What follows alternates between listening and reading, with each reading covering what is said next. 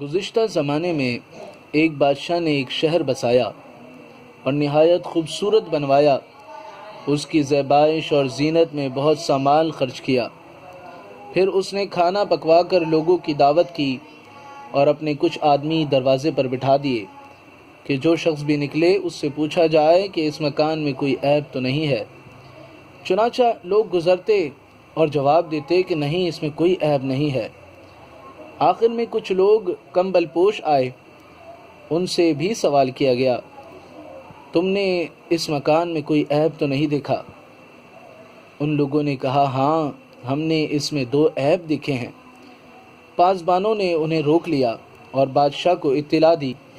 بادشاہ نے کہا، یہ کیسے ممکن ہے کہ انہیں 2 عیب نظر آ گئے؟ میں نے تو کوئی عیب ہی نہ چھوڑا تھا، لہٰذا انہیں حاضر کیا جائے۔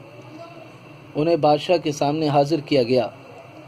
بادشاہ نے دریافت کیا کہ وہ 2 عیب کیا ہیں۔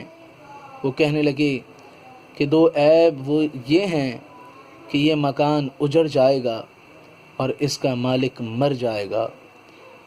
بادشاہ حیرت کے اندر ڈوب گیا۔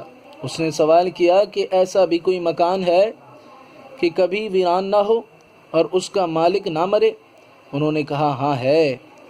اور انہوں نے جنت اور اس کی نعمتوں کا ذکر شروع کر دیا اور شوق دلایا اور دوزخ اور اس کے عذاب سے ڈرایا اور حق تعالیٰ کی عبادت کی طرف رغبت دلائی۔ بادشاہ نے ان کی دعوت کو قبول کیا اور اپنا ملک چھوڑ کر بھاگ گیا، اور اللہ تعالیٰ نے اس کی توبہ قبول فرمائی۔